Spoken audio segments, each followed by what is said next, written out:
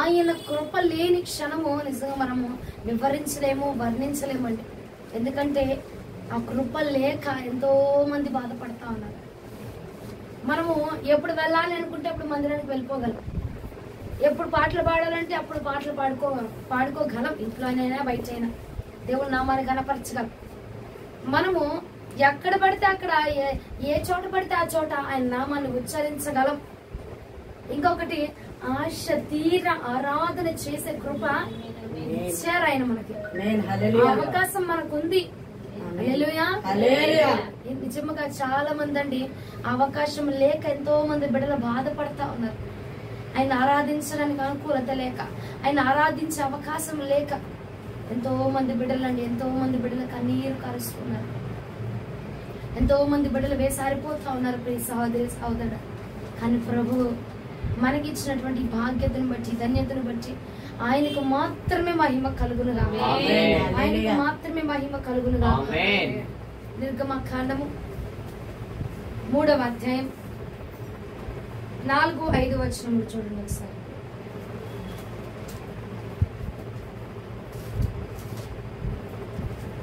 నిర్గమకాండం 3వ అధ్యాయం 4-5 వచనం. దానిని చూచుటకు అతడు ఆ తట్టు వచ్చుట యెహోవా చూచెను. దేవుడు ఆ పొలం నడుమ నుండి మోషే మోషే అని అతనిని పిలిచాను. అందుకు అతడు చిత్తం ప్రభువా నేను. అందుకు ఆయన దగ్గరకు రావద్దు, నీ పాదముల నుండి నీ చెప్పులు విడువము, నీవు నిలిచి ఉన్న స్థలము పరిశుద్ధ ప్రదేశము అనేను. దేవునికి మహిమ కలుగును గాక. ఏమంటున్నారట ప్రభు, నీవు నిలిచినటువంటి స్థలము పరిశుద్ధ ప్రదేశం. ఎలా పరిశుద్ధం అయిపోయిందండి? అప్పుడు దాకా మోషే అటు తిరిగిన వాడే కదా, ఆ ప్రదేశంలో సంచరించిన వాడే కదా. మరి ఆ నిమిషం ఎలాగ పరిశుద్ధపరచబడిందంటే నా ప్రభుని యొక్క దహించు అగ్ని, నా దేవుని యొక్క ఆత్మ ఆ స్థలమందు పని చేసి ఉంచబడింది కాబట్టి, ఆ స్థలములో నా దేవుని అగ్ని దిగి వచ్చి ఉన్నది కాబట్టి, నా దేవుడు దిగిన ప్రతి స్థలము కూడా పరిశుద్ధమైనదే.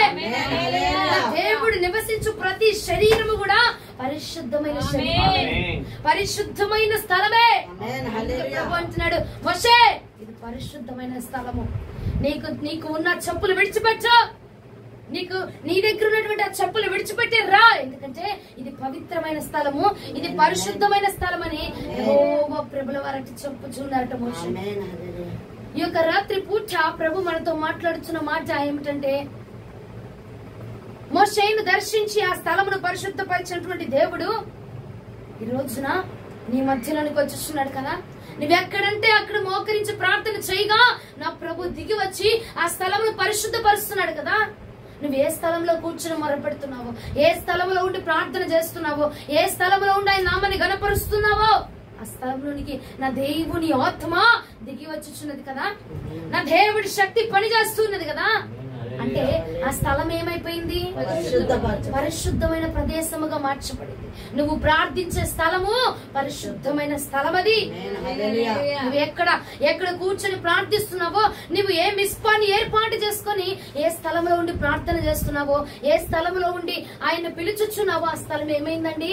పరిశుద్ధపరచబడింది, పరిశుద్ధమైన స్థలం అయిపోయింది. ఆయన అన్నాడు, ఎక్కడైతే 2-3 కూడి ఉంటారో, ఎక్కడైతే 2-3 కూడి నా నామాన్ని కనపరుస్తారో అక్కడ నేను ఉంటా అన్నాడు. ఆయన ఉన్నారు అంటే అది ఏ స్థలం అండి? పరిశుద్ధమైన ప్రదేశం కదా.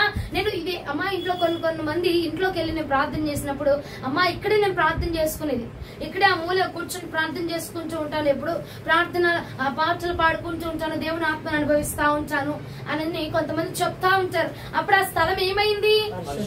పరిశుద్ధమైన ప్రదేశముగా, పరిశుద్ధమైన స్థలముగా మార్చబడింది. మరి ఆ పరిశుద్ధమైన స్థలము వద్దకు నువ్వు ఎలా వెళ్ళగలుగుతున్నావు? పరిశుద్ధముగా వెళ్ళగలుగుతున్నావా? అపరిశుద్ధముగా వెళ్ళగలుగుతున్నావా? పరిశుద్ధముగా ఉంటున్నావా? ఆ స్థలంలో ఉండి అపరిశుద్ధముగా ఉంటున్నావా?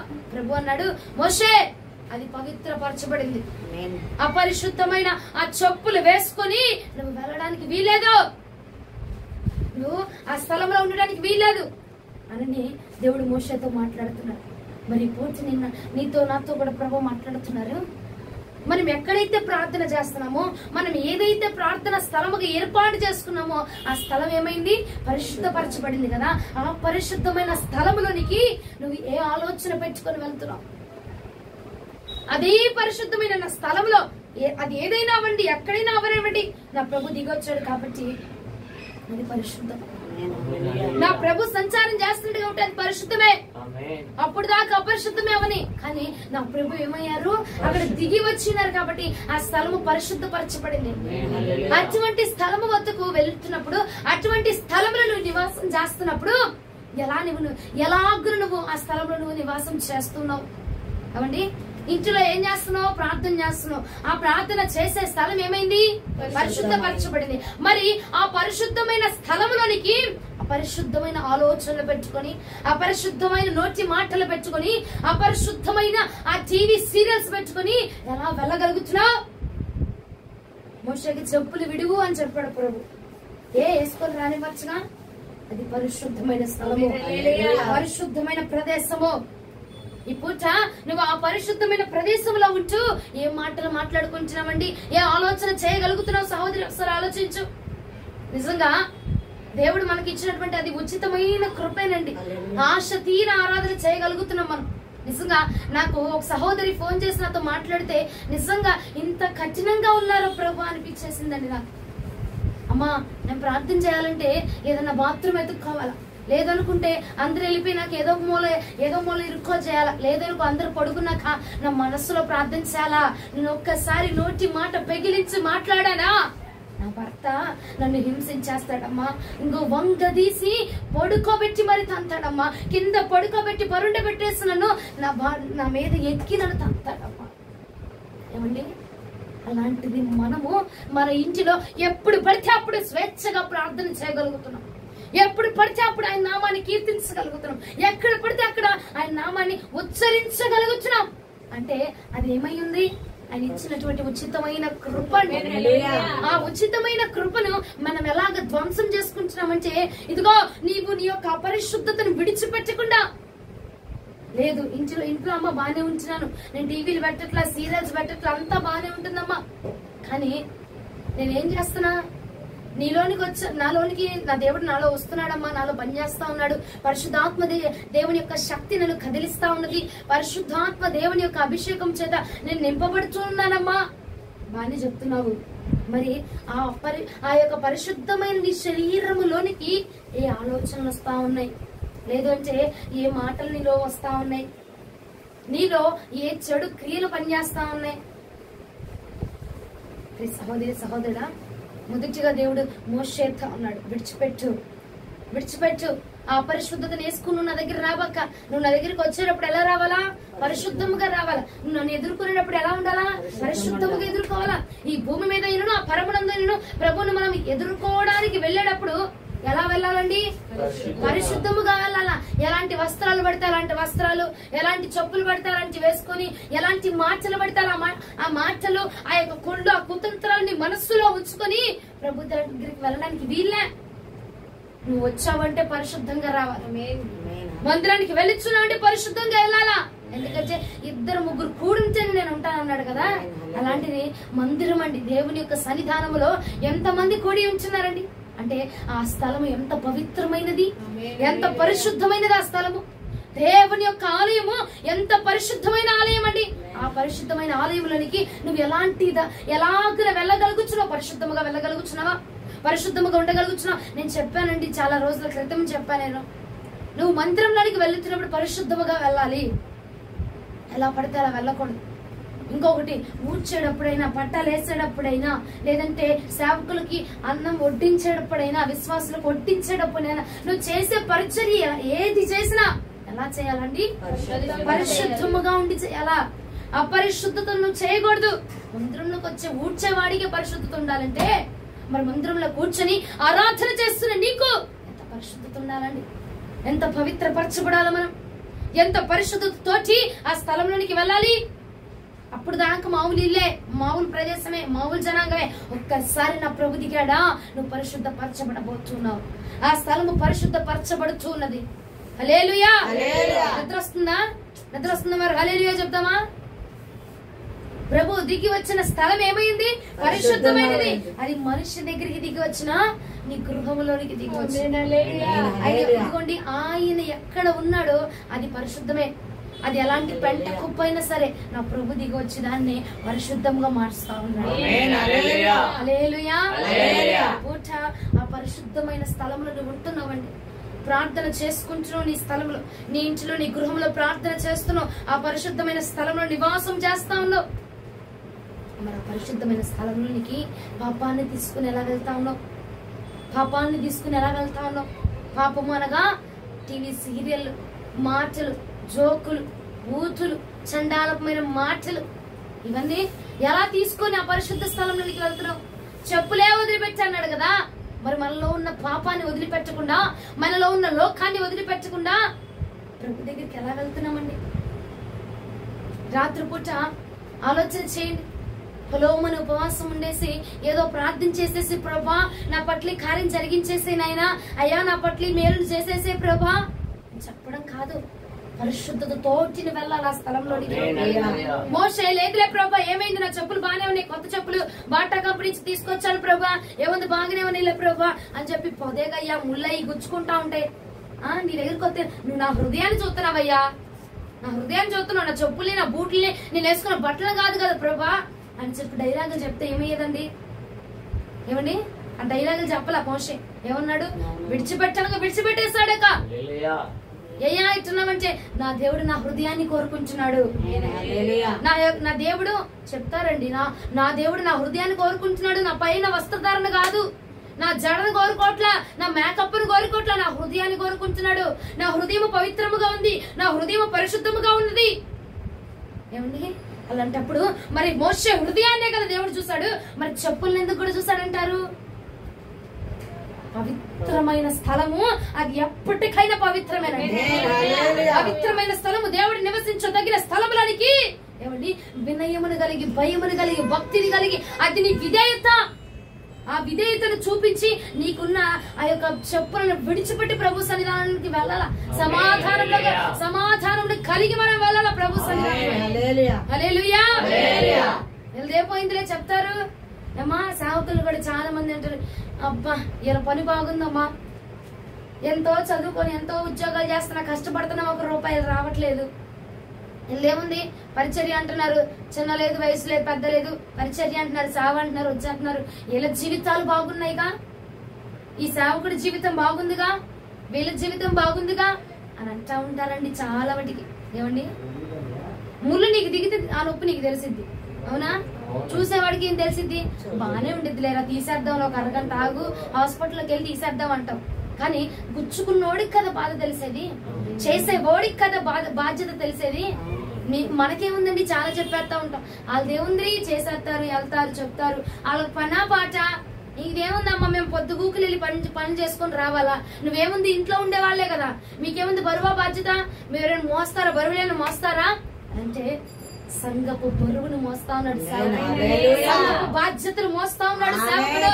నీకంటే మించి ప్రయాసపడుతున్నాడు సేవకుడు అండి. నువ్వైనా రాత్రులు నిద్రిస్తావు, నువ్వు పనులు చేసుకుని విశ్రాంతి నువ్వు తీసుకుంటావు, కానీ సేవకుడికి అవకాశం ఉందా? నీకు అనారోగ్యం వస్తే మందిరాన్ని మానేస్తావు, కానీ సేవకుడికి అవకాశం ఉందా? సేవకుడికి అవకాశం ఉందా? నీకు రోగం వచ్చినా, రొప్ప వచ్చినా, కుటుంబంలో ఫంక్షన్ ఉన్నా మందిరాలు మానేసుకోనో లేదంటే ఏదో ఒకటి చేసుకుని వెళ్ళిపోతా ఉంటారు. కానీ సేవకుడు మారడానికి ఉందా? రోగమని, రూపమని, బాధమని, ఏదవని అలాగ కూర్చొని దేవుడి సన్నిధానంలో ఆయన పని చేయాల్సిందే. నువ్వైనా సెలవు తీసుకోవచ్చు, నువ్వైనా రెస్ట్ తీసుకోవచ్చు, కానీ సేవకులకు అవకాశం ఉందా?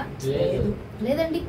ఏమంటారంటారు, మీదేముందిలే మాట్లాడుతూ ఉంటారు, మేము పొద్దున్నే లేచి పనులకి వెళ్ళాలా, రాత్రులంతా కూర్చొని మాట్లాడుతూ ఉంటారంటే ఏమండి, నిద్ర ఆపుకొని, నొప్పు నాపుకొని, పార నాపుకొని, ఏమండి ఆ నీరసాన్ని ఆపుకొని నీతో మాట్లాడుతూ ఉంటారు కదా.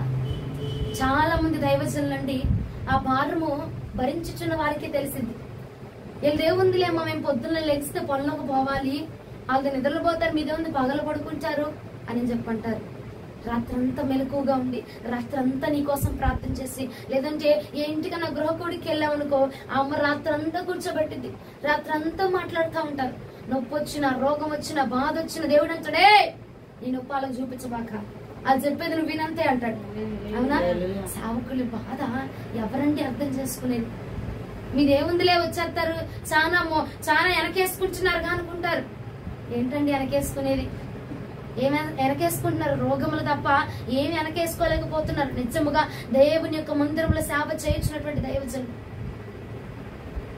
తేలిగ్గా తీసుకోబాక సహోదరి. ఎందుకంటే దేవుని ఆరాధన చెయ్యలేక ఎంతో మంది బిడ్డలు ప్రయాసపడిపోతా ఉన్నారు.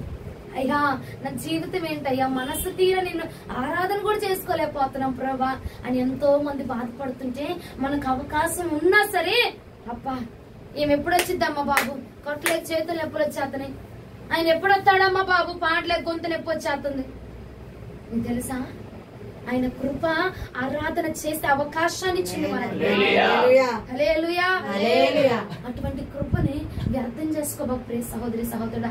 వెళ్దాంలే, వాక్యం చెప్పే టయానికి వాళ్ళు ఎప్పుడుకో వస్తారు, ఆ టయానికి వెళ్దాంలే, ఆ టైంలో చూద్దామంటే నువ్వు మందిరానికి వచ్చే స్థలం ఏమైందండి? పరిశుద్ధమైన స్థలం. పరిశుద్ధమైన స్థలంలో ఎవరుంటారు? పరిశుద్ధుడైన దేవుడు ఉంటాడు కదా. మరి ఆ దేవుడు నువ్వు సేవకుల కన్నా ముందు వచ్చి నువ్వు చేసేటువంటి పాటలు, నువ్వు పాడేటువంటి పాటలు, నువ్వు చేసేటువంటి పరిచర్య, నువ్వు కొట్టేటువంటి చప్పట్లు ప్రభు చూడా. అవునా? మరి సేవకులు వచ్చిన తర్వాత వస్తే అది చూస్తారు. అవును కదండి. మరి పరిశుద్ధమైన స్థలంలో ప్రభువుని నిన్ను చూస్తున్నప్పుడు నువ్వు సేవకుల కోసం వెళ్ళాలా, దేవుడి కోసం వెళ్ళాలా? సేవకులు వచ్చిన తర్వాత వెళ్ళాలా, దేవుడు వచ్చిన తర్వాత వెళ్ళాలా? దేవుడు రాకమునిపే మనం వెళ్ళాలి.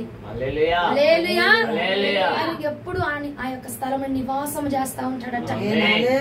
నీ గృహంలో ఒక ప్రార్థన స్థలాన్ని కేటాయించుకున్నావు చూసావా, ఒక మిస్పాని ఏర్పాటు చేసుకున్నావు చూసావా, ఆ మిస్పాలో నా ప్రభు ఎప్పుడు నీ కోసం అందుకే అంటున్నాడు, నువ్వు వచ్చినప్పుడు నీ అపవిత్రతను అంతటిని తుడిచిపెట్టుకుని రా మందిరానికి. దేవుని సన్నిధానికి వచ్చినప్పుడు ఎలా పడితే అలా ఎలబాక, నగలు దిగలు ఎగేసుకొని పెట్టేసుకొని ఎలబాక. నీ మనసు ఏమంటే అమ్మా దేవుడు చూసేది నా మనసు పరిశుద్ధంగా ఉంది. రిపోర్ట్ ఏది? నీ మనసు పరిశుద్ధంగా ఉందా? నువ్వు వంటలో రుజువేదండి. అక్కడ నువ్వు చిరిగిన బట్టలు వేసుకొని వెళ్ళిపోయి, ఎలాంటి బట్టలు పడితే అలాంటి బట్టలు వేసేసుకొని, ఎలాంటి వస్త్రాలు పడితే అలాంటి వస్త్రాలు వేసుకొని నా మనసు శుద్ధిగా ఉంది అని అంటే ఏమండి, లేఖనం ఒక మాట చెప్తుంది, మనస్సులో ఏది ఉందో అదే బయటికి చెప్తుంది అంట. అవునా కదా? తెలుసా కదా? తెలియదండి ఆ మాట. హృదయము నిండిన దానిని బట్టి నోరు మాట్లాడుతారు. మరి నీ లోపల ఏదుంటే అదే కదా మనం బయటికి కనిపించేది, అదే కదా మనం బయటికి చూపిస్తాం. అనంటారా కాదంటారా? నీ లోపల ఏ ఫీలింగ్ ఉందో, నీ లోపల ఏ ఆలోచన ఉందో అది బయటికి ఎప్పుడు వెలువడుతుంది? నీ లోపల ఉన్నది కాబట్టి అది వెలువడబడుతుంది. నీ మనసు పరిశుద్ధంగా ఉందా? నీ మనసు పరిశుద్ధంగా ఉంటే ఆ కుటిలమైన మాటలు ఎలా మాట్లాడగలుగుతున్నా? నీ దేహము పరిశుద్ధముగా ఉంటే, నీ హృదయం పరిశుద్ధముగా ఉంటే వారి గురించిన కుళ్ళు, వారి గురించిన తంత్రాలు, వారి గురించిన ఆ యొక్క మంత్రాలు ఎందుకంటే నీకు అవి. నీ మనస్సు, నీ హృదయము, నీ దేహము పరిశుద్ధమైతే అయ్యా వారు ఎదిగిపోతున్నారు, వారు నాకంటే బాగా ఉంటున్నారు, వారు నాకంటే బాగా చేస్తా ఉన్నారు. వాళ్ళ ఇల్లు చూడయ్యా ఎంత బాగుందో, నా కొంప చూసావా, నా చూసావా, నేనే వాళ్ళకంటే రేంజ్ లో ఎక్కువగా ఉండేదాన్ని ఒకనొకప్పుడు. మరి ఇప్పుడేంటి? అదా నీ హృదయము. ఆలోచించండి ప్రియ సహోదరి సహోదరుడా, పరిశుద్ధ ప్రదేశంలో ఆయన నివాసం చేస్తా ఉన్నాడు. దేహము ఒక పరిశుద్ధమైన దేవుని ఆలయము. ఆ యొక్క దేవుని ఆలయంలో ప్రభు నివాసం చేస్తా ఉన్నాడు. ఆ దేవుని ఆలయంలో దేవుడు నివాసము చేస్తా ఉన్నాడు కదా. ఆ ఆలయానికి నువ్వు ఏ విలువ తీసుకొస్తా ఉన్నావు? ఎలాంటి వస్త్రాలు పడితే అలాంటి వస్త్రాలు వేసుకొని నీ ఆలయం యొక్క విలువ తగ్గిస్తున్నావన్న ఆలోచన నీకు వస్తుందా? ఏమండి, పరిశుద్ధమైన ఆలయము ఎలా ఉండాలా? పరిశుద్ధముగానే ఉండాలా. ఒక రూపు ఉండాలా. చూస్తే అబ్బా దేవానికి స్తోత్రం, ఎంత చక్కగా ఉంది ఆలయం అనిపించాలా. నీ హృదయాన్ని ఎవడు చూడ్డు, నా హృదయాన్ని చూస్తున్నారులే అంటే నీ హృదయాన్ని జనాలు చూడ్డు, నీ యొక్క దేహాన్ని, నీ దేహం మీద ఆ పైన వస్త్రాలనే చూస్తారు జనాలు. అవునా అండి? లోపలికి వచ్చేసి వెళ్ళిన మనుషుల్లో నిలబడిన మనుషులల్లా గుండు కోసేసి నీ లోపల ఏముందో చూసేసి మళ్ళీ పుట్లేసేసి మూసేసి వెళ్ళిపోతారంటారు జనాలు. నీ పైన వస్త్రమే నీ దేహం యొక్క విలువను చూపిస్తా ఉంటది. నువ్వు వేసుకున్నటువంటి వస్త్రము, నువ్వు వేసుకున్నటువంటి డ్రెస్ వచ్చా మన అడ్రస్ ని చూపించిద్దటండి. హల్లెలూయా. మనం వేసుకున్న వస్త్రం, వీళ్ళు ఎక్కడికి వెళ్తున్నారు, ఈ వస్త్రాన్ని బట్టి మనం చెప్పేయచ్చండి. హల్లెలూయా. మందిరానికి నువ్వు ఎలాంటి వస్త్రాల్లో వెళ్తున్నావు, ఆ వస్త్రము బట్టి మన విలువ, మనం ఎక్కడికి వెళ్తున్నాము, మనం ఏం చేస్తున్నాము అన్నది తెలుస్తా ఉంటదట. ప్లీజ్ సహోదరి సహోదరుడా, కాబట్టి నువ్వు ఉంటున్న స్థలము పరిశుద్ధమైనది. నీవు ఉన్న స్థలంలో ప్రభు ఉన్నాడు కాబట్టి ఆ స్థలము పరిశుద్ధమైనది. ఈ దేహము పరిశుద్ధమైనది. పరిశుద్ధమైన ఈ దేహములోనికి అపవిత్రతను చోటు చేయబాక. అపవిత్రత రావడానికి వీలు లేదు, ఎందుకంటే ఇది పరిశుద్ధమైన స్థలము కాబట్టి. ఏ మోషేకి ఒక్కడికి చెప్పారు అనుకుంటున్నారా? యెహోషువ గ్రంథం 5వ అధ్యాయం 15వ వచనంకి ఒకసారి రండి. యెహోషువ గ్రంథము 5వ అధ్యాయం 15వ వచనం. అందుకు యెహోవా సేనాధిపతి, నీవు నిలిచి ఉన్న ఈ స్థలము పరిశుద్ధమైనది, నీ పాత రక్షణను తీసివేయమని యెహోషువతో చెప్పగా యెహోషువ అలాగూ చేశాను. దేవునికి మహిమ కలుగును గాక. ఈ పూట ఏ యొక్క అపరిశుద్ధతమైన ఆ చెప్పులను మనం కలిగి ఉన్నామో, ఆ వస్త్రాన్ని కలిగి ఉన్నామో, ఆ ఆలోచన కలిగి ఉన్నామో, ఈ రోజున మోషేకు చెప్పిన దేవుడు యెహోషువకు చెప్పిన దేవుడే నీతో కూడా చెప్పుచున్నాడు. ఏ అపవిత్రతను నువ్వు వేసుకొని తిరుగుతా ఉన్నావు, ఏ ఒక అపవిత్రమైన వస్త్రము, ఏ అపవిత్రమైన చెప్పులు, ఏ అపవిత్రమైన మనస్సు, ఏ అపవిత్రమైనటువంటి మాటలు నువ్వు కలిగి ఉన్నావో దాన్ని విడిచిపెట్టు. దాన్ని విడిచిపెట్టు. ఎందుకంటే నువ్వు వస్తున్న స్థలము మామూలు స్థలం కాదు, నువ్వు వెళుతున్నటువంటి స్థలము మామూలు స్థలం కాదు, పరిశుద్ధమైన స్థలం. అది పరిశుద్ధుడు నివాసం చేస్తున్నటువంటి స్థలము. నువ్వు అపరిశుద్ధతను తోడుకొని వెళ్ళి ఆ స్థలమును అపరిశుద్ధపరచబాక. పరిశుద్ధమైన స్థలంలోనికి నువ్వు పరిశుద్ధంగా వెళ్ళాలి. హల్లెలూయా. మా ఇల్లేలమ్మా, ఏమైంది? ఎట్ట పడితే అట్ట నీ ఇల్లే, కానీ నివాసం చేస్తుంది ఎవరక్కడ? హల్లెలూయా. పరిశుద్ధమైన దేవుడు నివాసము చేస్తున్నాడు కాబట్టి ఆ స్థలము పరిశుద్ధమైనదేనండి. అది ఎలాంటి అవని, పూరి గుడిసె అవని, మేడ అవని, మిద్దె అవని, ఏదైనా అది నా దేవుడు ఉన్నారు కాబట్టి అది పరిశుద్ధమైన స్థలము. ఆ పరిశుద్ధమైన స్థలాన్ని నువ్వు పరిశుద్ధంగా కాపాడటమే నీ పని అయ్యున్నది. యెహోషువ చెప్పాడట, చెప్పుల్ది. చెప్పారా లేదా? చెప్పారా? ఏం చేశాడు? అక్కడ తీసేస్తారా? అలాగే చేసి ఉన్నారట. మరి దేవుడు నిన్ను విడిచిపెట్టు అని కొన్ని మాటలు విడిచిపెట్టు అని చెప్తున్నాడు కదా, ఆ మాటలు విడిచిపెట్టగలుగుతున్నావా? అని ఎందుకు చెప్తున్నానంటే అండి, ఈ పూట ఈ మాట మనము ప్రార్థన చేస్తే పరిశుద్ధంగా చేయాలట. ఆ పరిశుద్ధమైన ప్రార్థనే అక్కడికి వెళ్ళిద్దట. ఎక్కడుందమ్మా? ప్రకటన గ్రంథం ఏమన్నారు? పరిశుద్ధుల ప్రార్థనలో నుంచి వచ్చే ధూపం ఆ బలిపీఠం మీద ఉన్న నిప్పులతోటి కాల్చబడుతూ ఉన్నదట. ఆ సువాసన ప్రభు స్వీకరించి, అప్పుడు ఆ సువాసన ఆయన అంగీకరించి అప్పుడు వారి మీదకి ఆ ప్రార్థన యొక్క ఫలితాన్ని పంపిస్తా ఉన్నాడట. మరి ఎలా పడితే అలా ప్రార్థన కాదండి. నీ ప్రార్థన అయినా, నీ వస్త్రధారణ అయినా, నీ యొక్క విధానమైన ఎలా ఉండాలి? పరిశుద్ధంగా ఉంటేనే ప్రభు అక్కడ అంగీకరించబోతా ఉన్నాడు. త్వరగా అంగీకరించబోతా ఉన్నాడు. హల్లెలూయా. ఆ మాట చూపించమంటారా? ప్రకటన గ్రంథం రండి. ప్రకటన గ్రంథము 8వ అధ్యాయం 3-4 వచనం. మరియు సువర్ణ దుప్పటి చేత పట్టుకొని ఉన్న వేరొక దూత వచ్చి బలిపీఠం ఎదుట నిలవగా, సింహాసనం ఎదుట ఉన్న సువర్ణ బలిపీఠం పైన పరిశుద్ధులందరి ప్రార్థనలతో కలుపుటకై అతనికి బహుధూపద్రవములు ఇవ్వబడెను. అప్పుడు ధూపద్రవములు పోగా, పరిశుద్ధులందరి ప్రార్థనలా, అందరి ప్రార్థనలా, పరిశుద్ధులందరి ప్రార్థనలతో కలుపుటకై అతనికి బహుధూపద్రవములు ఇవ్వబడెను. అప్పుడు ధూపద్రవములు పోగా పరిశుద్ధుల ప్రార్థనలతో కలిసి దూత చేతుల నుండి పైకి లేచి దేవుని సన్నిధిని చేరెను. ఆ దూత ధూపతిని తీసుకొని బలిపీఠం పైన నిప్పులతో దానిని నింపి భూమి మీద పడవేయగా ఉరుములు, ధ్వనులు, మెరుపులు, భూకంపమును కలిగెను. దేవునికి మహిమ కలుగును గాక. పరిశుద్ధుల ప్రార్థనలతోటి కలిపిందట. అవునా కాదండి? పరిశుద్ధుల ప్రార్థన భూమి మీద ఎవరు ప్రార్థన చేస్తున్నా వారందరి ప్రార్థన పరిశుద్ధమైనదిగా ఉండాలా. ఎందుకంటే నీ యొక్క స్థలము, దేవుడి నివాసం చేస్తున్నటువంటి స్థలము పరిశుద్ధమైనది కాబట్టి మన ప్రార్థన కూడా పరిశుద్ధముగానే అక్కడికి వెళ్ళాలా. పరిశుద్ధమైన మా ప్రార్థనలు మాత్రమే ఆ పరిశుద్ధమైన స్థలంలోనికి చేర్చబడతా ఉన్నాయి. ప్రార్థన ఎలా పడితే అలాగా, ఎక్కడ పడితే అక్కడ, ఎలా పడితే అలా అలా చేసేసి లోపల ఒకటి పెట్టుకొని బయట కూడా పెట్టేసుకొని మనసులో ప్రార్థన చేసి అయ్యా అదే ఇదే పోవాలి, దాని ఉద్యోగం ఊడిపోవాలి, దాని పని ఇదే పోవాలా, అయ్యా వాళ్ళు ఇదే పోవాలా, అది చేస్తున్న పని ఇదే పోవాలి ప్రభువా, ఈ ఆలోచన పెట్టుకుని ప్రార్థన చేస్తా ఉంటే అది పరిశుద్ధమైన స్థలం అండి. ఆ పరిశుద్ధమైన స్థలంలోనికి వెళ్ళేవన్నీ కూడా పరిశుద్ధమైనవి మాత్రమే. హల్లెలూయా. పరిశుద్ధమైనది అయితేనే వెళితే అక్కడికి వెళ్ళాలంటే. మామూలుగా ఎట్ట పడితే అట్ట చేస్తే వెళ్ళదు. ఎందుకంటే అర్థమైందా, అది ఏ స్థలము? నా ప్రభు నివాసము చేస్తున్నటువంటి స్థలము పరిశుద్ధమైన స్థలము. కాబట్టి మన ప్రార్థనలు కూడా పరిశుద్ధముగానే ఉండాలా, మన ప్రార్థనలు కూడా పవిత్రముగానే ఉండాలా. అప్పుడు మాత్రమే ఆ స్థలానికి చేర్చబడతా ఉంది. ఆరాధన చేద్దామరా, ఆరాధన చేద్దాం, లేచి నుంచోండి అన్నావు గట్ట.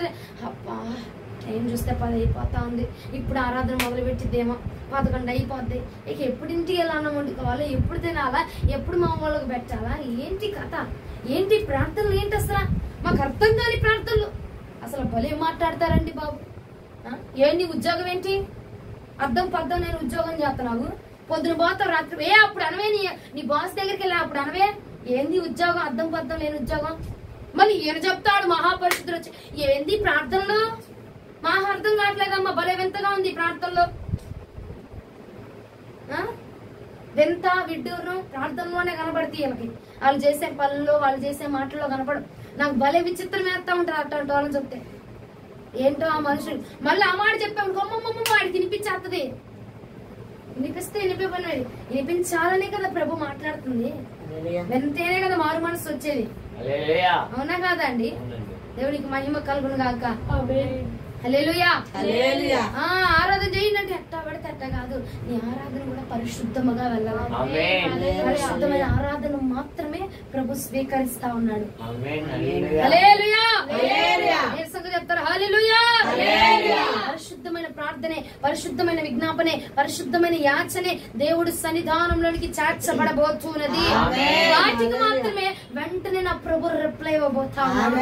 వెంటనే నా దేవుని యొక్క దీవెనట వెంటనే తిరిగి భూమి మీదకి తిరిగి రాబోతున్నాడు. హల్లెలూయా. నిలిచిన స్థలం ఏమైంది? ఆ పరిశుద్ధమైన స్థలములోనికి నీవు ఈ భూమి మీద నిలిచిన స్థలము పరిశుద్ధమైనది, మనము వెళ్ళబోయేటువంటి స్థలము కూడా పరిశుద్ధమైనది. కాబట్టి ఇక్కడ నుంచి మనం అక్కడికి వెళ్ళాలంటే మనమే ఏమై ఉండాలా? పరిశుద్ధమై ఉండాలా. మన మాట చూపు వేసుకున్నంత మాత్రాన, తెల్ల బట్టలు వేసుకున్నంత మాత్రాన, రంగు బట్టలు వేసుకున్నంత కాదు, నీ మాట, నీ చూపు, నీ ప్రవర్తన అంతా కూడా నీ వస్త్రధారంలోనే తెలుస్తా ఉంటది. హల్లెలూయా. దేవునికి మహిమ కలుగును గాక. హల్లెలూయా. వేసుకున్నామమ్మా, వెళ్తున్నామమ్మా, మందిరానికి వెళ్ళిపోతున్నామమ్మా, ఆరాధన చేసి అతను చప్పట్లు కొట్టేస్తున్నాం అంటే కాదు. పరిశుద్ధంగా ఉందా లేదా అక్కడ? పరిశుద్ధత ఉంటేనే దేవుడు అంగీకరించబోతా ఉన్నాడు. ఎట్ట పడితే అట్ట చేసామనుకో ఆ స్థలంలోనికి వెళ్ళదు. ఇప్పుడు పెద్ద పెద్ద బట్టల షాప్ లోకి వెళ్ళాలనుకో, అది కొనే స్థితి, ఆ స్థాయి మనకు ఉండాలి. అవునా? ఎట్టా పడితే అట్లా వెళ్ళామనుకో ఏం చెప్తారు, మళ్ళీ తిరిగి వెనక్కి రావడమే. ఆ స్థలంలోనికి వెళ్ళాలంటే ఒక రేంజ్ ఉండాలండి మనకి. ఆ పరిశుద్ధమైన స్థలంలోనికి వెళ్ళాలంటే కూడా మనకి పరిశుద్ధత అనే రేంజ్ ఉంటేనే అప్పుడే మనం చేర్చబడగలుగుతాము. మన మాట అయినా, మన చూపైనా, అయ్యా ఇదిగో మన ఆ అమ్మాయి మాట్లాడగానే జరిగిపోద్ది మాట. అవును చెప్పిందంటే చాలా జరిగిపోద్ది అనంటే, ఆ మాట, నీ మాట అట్లా ఉండాలంటే ఎలా ఉండాలా? మనం పరిశుద్ధముగా ఉంటే ఇమ్మీడియట్ గా నా ప్రభు ఆ దీవెన మన మీద కుమ్మరిస్తా ఉన్నాడు. ఆ దీవెన రావాలి, ఆ మాట పలకాలంటే పరిశుద్ధమైన స్థలంలోనికి నువ్వు పరిశుద్ధముగా వెళ్ళాలా. పరిశుద్ధమైన స్థలం కనుక ఏవి తగిలించుకున్నావు, ఏవి ఏర్పాటు చేసుకున్నావు, అవన్నీ విడిచిపెట్టేసి పరిశుద్ధముగా నువ్వు వెళ్ళగలిగితే నా ప్రభు ఆ స్థలంలో నేను చేర్చుకోబోతా ఉన్నాడు. నీతో మాట్లాడబోతా ఉన్నాడు, కలుసుకోబోతా ఉన్నాడు. మోషేని చేర్చుకున్నాడండి, మోషేని అంగీకరించాడు, మోషేతో మాట్లాడాడు. విడిచిపెట్టిన తర్వాత మాట్లాడా? విడవక ముందే మాట్లాడేశాడా? విడవక ముందే మాట్లాడేశారా? చెప్పులు విడవక ముందే మాట్లాడేశారా ప్రభు? విడిచిపెట్టినాకే కదా. విడిచిపెట్టేశాక వదులుకున్నాక అప్పుడు అన్నాడు, ఇదిగో మోషే, నేను నీకు సైన్యాన్ని ఇస్తా ఉన్నా, కొంత జనాభాన్ని చేతిలో పెడతా ఉన్నా, ఈ జనాభాన్ని నువ్వు నడిపించాలా అన్న బాధ్యత ఎప్పుడు వచ్చింది? విడిచిపెట్టిన తర్వాత దేవుడు పనిని అప్పచెప్పాడు. ఈ పూట నీ పని అయినా, నీ చిత్తమైనా, అయ్యా ఈ వివాహంలో నీ చిత్తం ఏంటి, విడిచిపెట్టాల్సింది విడిచిపెట్టి అప్పుడు చిత్తాన్ని తెలియపరుస్తాడు. అంతేనా? అటువంటి పరిశుద్ధమైన వ్యక్తిని తీసుకొచ్చి ఆ పరిశుద్ధత కలిగి నీకు జోడిస్తాడని ఎలా అనుకుంటున్నావు? మనము పరిశుద్ధంగా ఉంటేనే ఆ వ్యక్తితో మనల్ని జతపరుస్తాడండి ప్రభు. నీ చిత్తం చెప్పాయా, నీ చిత్తం చెప్పాయా అంటే దేవుడు చెప్తున్నాడు, ఇగో ఈ పూట నువ్వు విడిచిపెడితేనే నేను నీ చిత్తం తెలియపరచిపోతాను. నువ్వు విడిచిపెట్టాల్సింది వదులుకోవాల్సింది వదులుకున్నావు అనుకో ఆ వ్యక్తితో జతపరుస్తాడు. అందుకే అన్న మనం ఆ స్థలంలోనికి వెళ్ళాలంటే ఆ రేంజ్ కావాలా, ఆ వ్యక్తితో కలవాలంటే మనకు ఒక రేంజ్ ఒక స్థాయి కావాలా. అయ్యా ఈ వ్యక్తి ప్రార్థన పరుడు, మంచి ప్రార్థన పరుడు, మరి మా ఇద్దరికి జత చేస్తావా అని నువ్వు ప్రార్థన చేస్తా ఉంటే గనక ప్రభు అంటాడు, నువ్వు విడిచిపెట్టవలసింది విడిచిపెట్టావనుకో, నువ్వు పరిశుద్ధపరచబడ్డావనుకో, ఆ పరిశుద్ధతకి ఈ పరిశుద్ధతను నేను జత చేస్తాను. హల్లెలూయా. పరిశుద్ధమైన స్థలము ఆయన నివాసం చేస్తున్నది పరిశుద్ధమైన స్థలం కాబట్టి మనం కూడా పరిశుద్ధముగా ఉండదముగా. అప్పుడు మాత్రమే ఎదుర్కొంటామండి. మనం ఎట్టా పడితే అంటే వెళ్ళిపోయి మోషే విడిచాడు, అప్పుడు ప్రభుని ఎదుర్కొన్నాడు, ప్రభు మార్చిని ఎదుర్కొన్నాడు. ఈ పూట నీవు కూడా నువ్వు విడిచి పెడితేనే ప్రభు మాటను మనం ఎదుర్కోగలము. ఆ రాకడలో ప్రభును మనం ఎదుర్కోవాలంటే ఈ యొక్క భూమి మీద విడిచిపెట్టవలసిన కొన్నున్నాయి. ఆ విడిచిపెట్టవలసిన అలంకరణ, విడిచిపెట్టవలసిన మాటలు, పెట్టవలసినటువంటి బూతులు, అతిక్రమ మాటలు అవన్నీ విడిచిపెట్టిన తరువాతనే ఆ ప్రభును మనము అందుకోగలము, ఆ ప్రభువును మనం చేర్చుకోగలము, ఆ ప్రభు వద్దకు మనం చేరగలమండి. అలా పడితే అలాగా ఉండబాక దయచేసి. ఆమె లేదుగా, వాళ్ళు లేరుగా, ప్రార్థన పనులు లేరుగా అనబాక ప్రభు నిన్ను చూస్తా ఉన్నాడు. నీకు ఆయన చేరాలన్న ఆశ ఉందనుకో ఆ రేంజ్ కి తగ్గినట్టుగా తయారవ్వు, అంతేగాని ఆ ఇంటికి మనం ఇంటికి వెళ్ళాలనుకోండి ఆ ఇంటికి తగినట్టుగా మనం తయారవ్వే వెళ్ళాలి.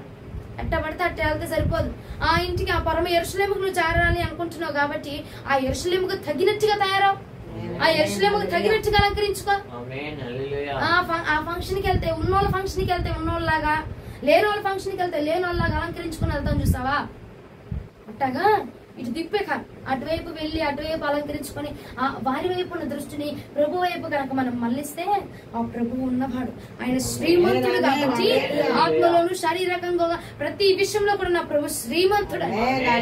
ఆ శ్రీమంతుని వద్దకు మనము కూడా ఆ శ్రీమంతుని యొక్క లక్షణంలో కలిగి వెళుదుముగా, ఆ పరిశుద్ధతను కలిగి వెళుదుముగా, పరిశుద్ధతను కలిగి ప్రభుని చేరుకుందుముగా. ఇప్పుడు పాయింట్ లోకి వస్తాం. ఇక ఎలా వెళ్ళాలి ప్రభు దగ్గరికి? ఉన్నవి విడిచిపెట్టి పరిశుద్ధముగా వెళ్ళాలి. నాలో ఏమి లేవు, నేను అంతా బానే ఉన్నా, నేను ఏ బట్టలు వేసుకున్నా నా మనసు బాగుంది, నా దేవుడికి నా మనసు అంటే ఇష్టం, చూచుచున్నది ఆయనండి మనం కాదు. చెప్పింది మనుషులు నువ్వేం చెప్తే అది నమ్ముతారు, కానీ ప్రభు చూచి గాని పరిశీలించి గాని ప్రభు నమ్మడం. అర్థమవుతుందా?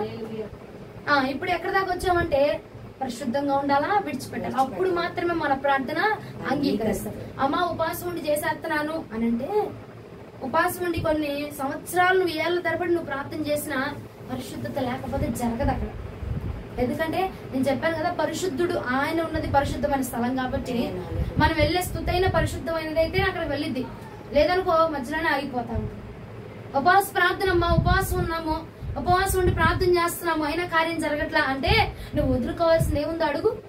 ముందుగా దేవుడిని అడుగు, విడిచిపెట్టాల్సింది ఏముంది ప్రభా, నా పట్ల ఎందుకు కార్యం జరగట్లా, నేను ఏం వదిలిపెట్టాలి అని అందరిలో ఏమంటారు, అప్పా ఉపవాసం ఉండమంది మా పాస్టమ్మ చేతిలో లేదు, అభిషేకం లే, శక్తి పోయింది, బలం పోయింది, శక్తి పోయింది, బలం పోయింది, పవర్ పోయింది, ఆత్మ పోయింది, అన్ని పోయింది మా పాస్టర్ గారి దగ్గర. ఏమండి ఏమో చెప్పదు, నేను విడిచిపెట్టుకోవలసింది నేను విడిచిపెట్టలేదు, అందుకే నా ప్రభు నా పట్ల కార్యం జరిగించట్లేదు అన్నది ఏమో చెప్పదు. కానీ వాళ్ళలో శక్తి పోయింది, ఎవరిలో పవర్ పోయింది, ఎవరిలో బలం పోయింది అంటారు. నీలో ఉండవలసిన అన్ని ఉంచుకొని వాళ్ళ వైపు వీళ్ళ వైపు ఎలుగుతూ ఎందుకు చూపిస్తున్నా? ఏమండి నీ భక్తి నీది, నీ ఆత్మీయ స్థితి నీది కదా. ఎలా పడితే అలా ప్రార్థన చేసి ఉపవాసం ఉన్నానమ్మా, 4 గచ్చికాయలు తిన్నాను, మధ్యాహ్నం పాలు తాగాను, రాత్రి బూస్ట్ తాగుతున్నాను, 2 జ్యూసులు తాగాను, మధ్యలో ఉపవాసం ఉన్నానంటే ఇలాంటి ఉపవాసం అంటే జన్మలో చేయగచ్చు. ఇలాంటి ఉపవాసం నీ ప్రార్థన అయినా నీ ఉపవాసం అయినా ప్రతిష్ఠించుకొని పరిశుద్ధముగా ఉంచబడాలి, ప్రతిష్ఠించబడినై ఉండాలి నీ ఉపవాసం. ప్రభు దగ్గర నుంచి విడిచిపెట్టకుండా దూరం చేయడమై ఉండాలి నీ యొక్క ఉపవాసం. అలా ఉండాలి, నీ ప్రార్థన అలా ఉండాలండి, మన భక్తి అలా ఉండాలా. వెళ్ళాము రా బాబు, అవకాశం ఉంది, మన సెలవు కాబట్టి వెళ్ళాము, లేదంటే అసలు ఎక్కడ కుదురుతుంది? దేవుడిచ్చాడు అనేది మర్చిపోతున్నాం. అది దేవుడిచ్చింది కదా ఆ పనైనా, అది మర్చిపోతా ఉంటారు కొంతమంది. చెయ్యండి, పరిశుద్ధముగా చెయ్యి. ఇప్పుడు నువ్వు వంట చేస్తున్నావు, నువ్వు తినేటట్టుగా చేసుకుంటేనే అది నీకు ఉపయోగం. అవునా? తీసుకెళ్లి కారంలో పోసుకునేటట్టుగా లీటర్ నీళ్లు పోసి కేజీ ఉప్పేసి 1/2 కేజీ కారం వేసి వండుకుంటే ఏం ప్రయోజనం? అంతే కదండి. నువ్వు తినడానికి నీకు వీలైతేనే నువ్వు తినగలిగినట్టుగా నువ్వు వండుకుంటేనే అది నీకు ఉపయోగకరంగా ఉంటుంది. మనం చేసే ప్రార్థన అయినా, మనం చేసే భక్తి అయినా, మనం ఉన్న ఉపవాసమైనా వాళ్ళ కోసం వీళ్ళ కోసం ఉండబాక. నీకు ఉపయోగకరంగా ఉంటుందా? ఆ ఉపవాస ప్రార్థన ద్వారా నీకేదైనా మేలు జరుగుతుందా? జరగట్లేదంటయ్యా, నాలో ఏముంది విడిచిపెట్టుకోవాల్సింది? ఎందుకని నా పట్ల కార్యం జరగట్లా? ఏం విడిచిపెట్టుకోవాలి ప్రభు నేను? అడగండి, ఉపవాసం ప్రార్థన చేసి అడుగు, ప్రార్థన చేసి అడగండి. అప్పుడు మాత్రమే ఉపవాసం ఉండాలండి. అంతేగాని వాళ్ళలో పవర్ లేదు, వీళ్ళలో పవర్ లేదు, దేవుడు నా మాట వినట్లేదు, దేవుడు నా ప్రార్థన ఆలకించట్లేదు, ఏముందిలే అమ్మా ఎంత చేసినా ఆయన వింటాడా పెడతాడా, అప్పుడున్నప్పుడే బాగుంది. ఏమండి, ఇజ్రాయేల్ జనాంగం గనక మాంసం లేదని కోరాకులు పెట్టాడని గొనిగినట్టుగా మనం కూడా ఏం చేస్తా ఉంటాం? గొనుగుతా సొనుగుతే యాకోబు రాసిన పత్రికలో ప్రభు వచ్చినాడు, గొనిగితే సొనుగుతే న్యాయాధిపతి వాకిటి నిలిచి ఉన్నాడట. ఏ దేనికైనా తర్వాత తిరుగుతుండేమో, గొనిగావో సొనిగావో టపక్కమని అప్పుడు వేసేస్తాడు అక్కడ ఎత్తి మీద కత్తి. దేవునికి మహిమ కలుగును గాక. పరిశుద్ధముగా ఉన్నావా? లేదు అంటే అయ్యా నా ప్రార్థన లేదని దోషం ఉందా, నాలో ఏమైనా దోషం ఉందా, విడిచిపెట్టుకోవాల్సింది ఏమైనా ఉంటే చెప్పు ప్రభా, విడిచిపెట్టుకుంటా, అప్పుడు నువ్వు నాతో మాట్లాడండి అని అడిగి విడిచిపెట్టుకొని ప్రభు దగ్గరికి వెళ్తే మోషేతో మాట్లాడినట్టుగా ప్రభు నీతో మాట్లాడపోతా ఉన్నాడు. వదిలిచ్చినట్టుగా నీకు బదులిపోతా ఉన్నాడు. ఆ ఒక్కసారి మాట్లాడాడమ్మా, వెళ్ళిన ప్రతి స్థలములో మోషేతో మాట్లాడుతా ఉన్నాడు ప్రభు. వెళ్ళిన ప్రతి ప్రదేశంలో మోషేను దర్శిస్తా ఉన్నాడు ప్రభు. వెళ్ళిన ప్రతి చోట మోషేకి ఉపదేశాన్ని బోధిస్తా ఉన్నాడు ప్రభు. వెళ్ళిన ప్రతి స్థలంలో మోషేకి దేవుడు జవాబును దయచేస్తా ఉన్నాడు. ఒక్కసారి విడిచిపెట్టుకుంటే జీవిత కాలపు గ్యారెంటీ ఇవ్వగలడండి నా ప్రభు. జీవిత కాలపు పరిశుద్ధతను దయచేయగలడు నా ప్రభు. ఒక్కసారి విడిచిపెట్టుకొని ప్రార్థించు, విడిచిపెట్టుకొని ప్రభుని అడుగు. ఆ పూటనే నా ప్రభు నేను దర్శించబోతున్నాడు. విడిచిపెట్టిన వెంటనే ప్రభు మోషేని దర్శించాడండి. మోషేతో మాట్లాడాడు. మోషే నీకు పనప్పు చెప్తున్నా, మోషే నీ పట్ల కార్యం చేయబోతున్నా, మోషే నీ పట్ల నా ఉద్దేశం ఇది, నా తాత్పర్యం ఇది, నా ఇష్టం ఇది, నా కోరిక ఇది, నా ఉపోద్ఘాతం ఇలా ఉన్నది నీ పట్ల అని చెప్పి మోషేతో మాట్లాడినట్టుగా నా ప్రభు నీతో కూడా మాట్లాడదలుచున్నాడు. విడిచి ప్రార్థిస్తే ఆ ప్రార్థన పరములకు చార్చబడబోతుంది. ఎందుకంటే ఆయన ఉన్నది పరిశుద్ధమైన ప్రదేశము కాబట్టి, పరిశుద్ధమైన ప్రదేశంలో ఉన్నాడు కాబట్టి ఆ పరిశుద్ధమైన స్థలంలోకి వెళ్ళవలసిన మనం కూడా పరిశుద్ధముగానే వెళ్ళాలా?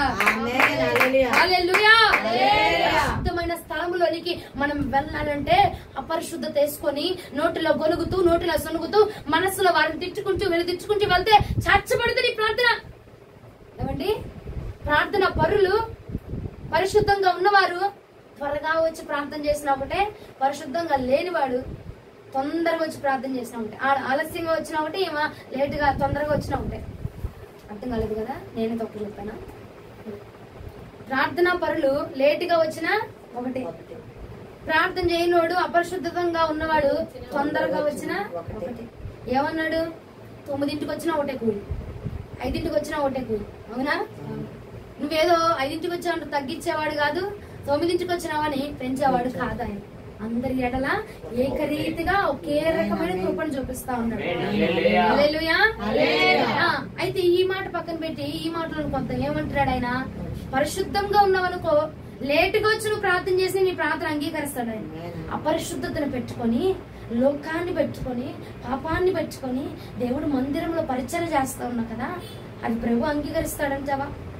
మనం చేస్తున్న పరిచర్య అవని, మనం ఇస్తున్న కానుకే అవని, మనం ఇస్తున్న దశం భాగమే అవని, మనము చేస్తున్నటువంటి స్తుతియే గాని నీ అంగీకరించాల్సిన దైవజనులు కాదండి, తీసుకోవాల్సిన దైవజనులు కాదు, దేవుడు అంగీకరించాలి. అయ్యా నేను ఇచ్చేది నువ్వు అంగీకరిస్తున్నావా? నీ సన్నిధానంలో నేను చేస్తున్న పరిచర్య నీకు ఇష్టమైన, నువ్వు అంగీకరించగలుగుతున్న పరిచర్య నేను చేయగలుగుతున్నానా? నీకు ఇష్టమైన పరిచర్య నేను చేయగలుగుతున్నానా అని ఒక్కసారి ఆలోచించావా? నీకు ఇష్టమైనట్టుగా నేను ఆరాధన చేయగలుగుతున్నానా ప్రభా? మనుషుల కోసం ఏమైనా వాళ్ళు చూస్తున్నారేమన్నా అని ఏమైనా నేను వాయిస్ రైజ్ చేసి ఇంకా కీర్తిస్తున్నాను ప్రభా? వాళ్ళ కోసం వీళ్ళ కోసం కాదు, అసలు నేను చేసే ప్రార్థన నువ్వు అంగీకరిస్తున్నావా? అసలు నీకు ఇష్టమేనా? ఇలాగా ఈ వాక్యం నేను చెప్తా ఉన్నాను, ఈ వాక్యం చెప్పడం అసలు నీకు ఇష్టమేనా ప్రభా అని ఆయనకి ఇష్టమైతే ఆయన అంగీకరించబడితే మనం చేయాలండి. నువ్వు ఆయన అంగీకరించకుండా ఎన్ని వేల కానుకలు తీసుకెళ్లి పాస్టర్ గారి చేతిలో పెట్టిన ఏం ఉపయోగం? అంగీకరించాల్సింది ప్రభు, నిన్ను దీవించాల్సింది ప్రభు మాత్రమే. ఆయన అంగీకరించే విధంగా కానుక ఉండాలంటే ఆ కానుక పరిశుద్ధమైనది. అలాంటి పనులు చేసా, ఎలా పడితే అలా చేసేసి ఆ కానుకలు తెచ్చేసి విత్తబాక బలిపీఠం దగ్గరికి వస్తే ప్రతిదీ పవిత్రమేనమ్మా, పవిత్రమేనండి, కాదనట్లేదు. నీ మనస్సాక్షి తెలియట్లా నువ్వు ఏ పని చేసి తీసుకొచ్చావు, ఏ యొక్క మాట మాట్లాడి ప్రార్థనలో కూర్చొని స్తుతించావు. ఇంటిలో జుట్టులు వీక్కొని గొడవాడేస్తారు, 7 పాస్టర్ గారు వచ్చేస్తారు, పదాన్ని పరిగెత్తేసి ఇక మందిరాలకు వచ్చేసి పాటలు పాడేస్తారు. నువ్వు ఇంట్లో అక్కడ ఏం చేస్తావు, ఇక్కడ ఏం చేస్తున్నావు? అది అంగీకరిస్తాడా ప్రభు? కొన్ని దాని ముందు క్షమాపణ అడిగితే అడగదు, అంగీకరించలే క్షమాపణ చెప్పితే అది చెప్పదు. మనమే మందేల రాజ్యం, మనం వెళ్ళపోతే అక్కడ పని అవ్వదు. వీడు చేసే ఎన్ని చేస్తా ఉంటాడు, పరిచయం చేస్తా ఉంటాడు. ఒక్క పూట ప్రభుని క్షమాపణ అడగలుగుతున్నావా? ఒక్క విషయాన్ని బట్టి ప్రభుని క్షమాపణ అడగలుగుతున్నావా?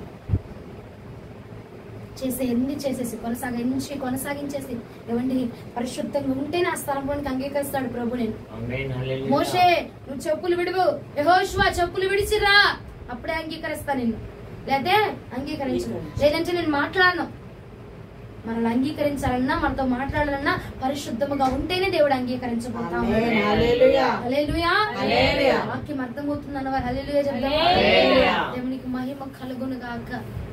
ఏది తల్లి ఏది ఇచ్చినా మనకు ఉపయోగం ఉందా, అది ఓకే అవుతుందా లేదా ఇచ్చేస్తున్నాం. మా పాస్టర్ గారు అడిగారు, నాకు ఒక సహోదరి చెప్పింది ఏమని చెప్తే నాకు అసలు నిజంగా చాలా బాధ వేసిందండి.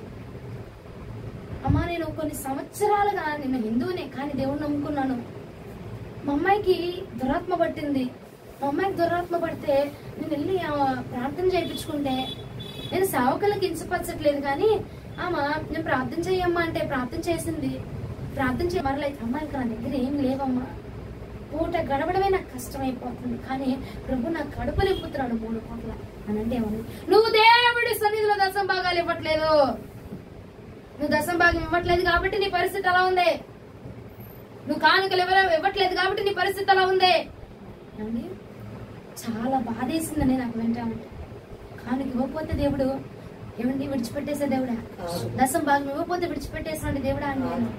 కానుక దశమ భాగం నాకు ఇవ్వండి అలా దేవుడు ఏమన్నాడు, లేవీయులకు చెందవలసినది అది. ఎందుకంటే దేవుని పరిచర్యలో ఉన్నారు కాబట్టి వారు పోషించబడడానికి, పరిచర్య ఇంకా నువ్వు ఘనంగా కొనసాగించబడడానికి ఇవ్వమన్నాడు కానుక. నువ్వు దీవించబడతావు కాదట్లా, కానీ నీ పరిస్థితి ప్రకారంగా దేవుడు ఇవ్వమని చెప్తాడు. కానీ నువ్వు అది ఇస్తేనే నిన్ను దీవిస్తా, 1,00,000 రూపాయలు అప్పు చేసి తీసుకురా, నువ్వు కానుక ఇవ్వు, కానుక ఇస్తేనే నేను దీవిస్తా అని చెప్పేటువంటి దేవుడు కాదండి ఆయన. నిజంగా మనం ఇలాగ ఉన్నామంటే అది నిజంగా నాకు అప్పుడు ఆమె మాట్లాడిన తర్వాత నాకు అనిపించింది, ఇలా ఉన్నామంటే అయ్యా నీ కృప మాత్రమేనయ్యా. ఆరాధన చేసుకోగలుగుతున్నాము, పాటలు పాడుకోగలుగుతున్నామంటే అది నిజంగా నీ కృపేనయ్యా.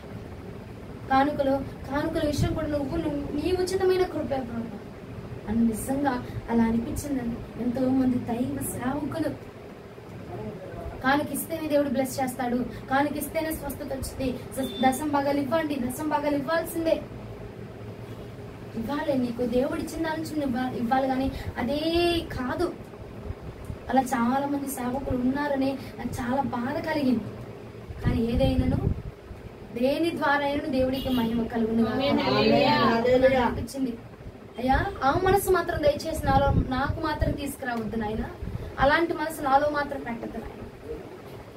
నిజంగా అదే ప్రార్థన చేసుకున్నా నేనైతే.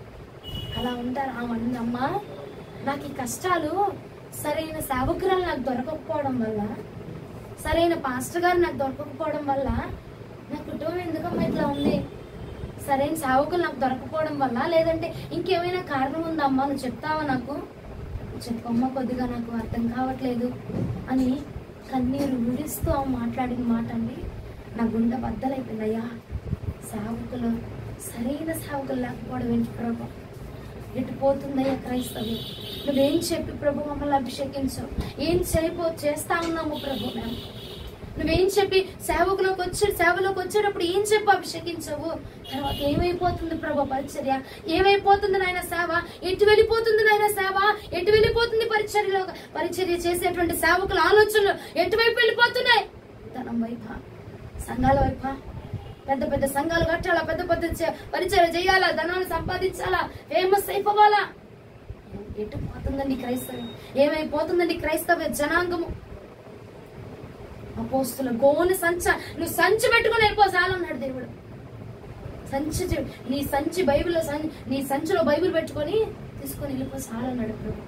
అపోస్తులను అభిషేకించినప్పుడు ఇదిగో నీకు ఆ ప్రాంతంలో ఇప్పుడే నేను ఆశీర్వదించేసి పెద్ద సంఘాన్ని ఇచ్చేస్తున్నాను, చాలా మంది వేల జనాంగాన్ని ఇచ్చేస్తున్నాను, నువ్వు వెళ్ళిపోయి అక్కడ కూర్చొని పోయి సేవ ఘనంగా చేస్తానని పంపించలా.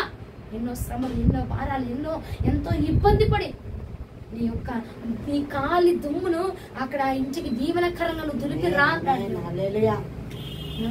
అలాంటి పరిచర్యను దేవుడు అప్పచెప్తా ఉంటే నేటి కాలంలో పరిచర్యలు ఏమైపోతా ఉన్నాయి, సేవ ఏమైపోతా ఉంది, సేవకుల ఆలోచనలు ఏమైపోతా ఉన్నాయి. సహోదరుడు ప్రార్థించండి. సేవకులు చేస్తున్నటువంటి పరిచర్యల కోసం మొర్ర పెట్టండి, ప్రార్థన చేయండి. ఎందుకంటే దేవుడు పంపించినటువంటి సేవ ఆగిపోకూడదు. ఆయన నిర్ణయించినటువంటి సేవ ఆగిపోకూడదు.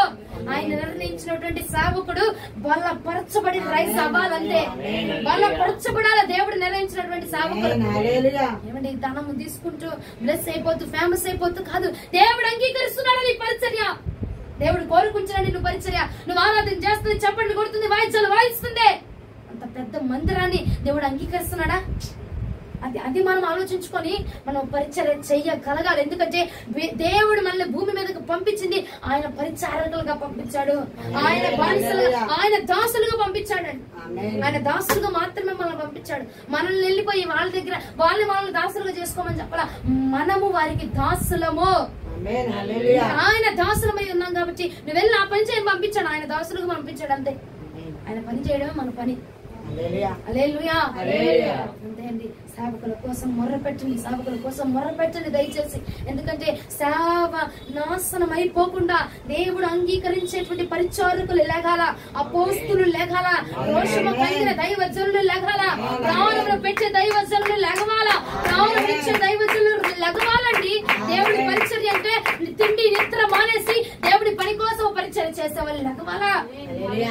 పరసత్వ పరిచర్యలు కాదు, డబ్బు కోసం పరిచర్యలు కాదు, దేవుడి కోసం రోషము కలిగి ప్రాణాన్ని ఇచ్చేటువంటి తెగించిన సేవకులు లెగవాలా.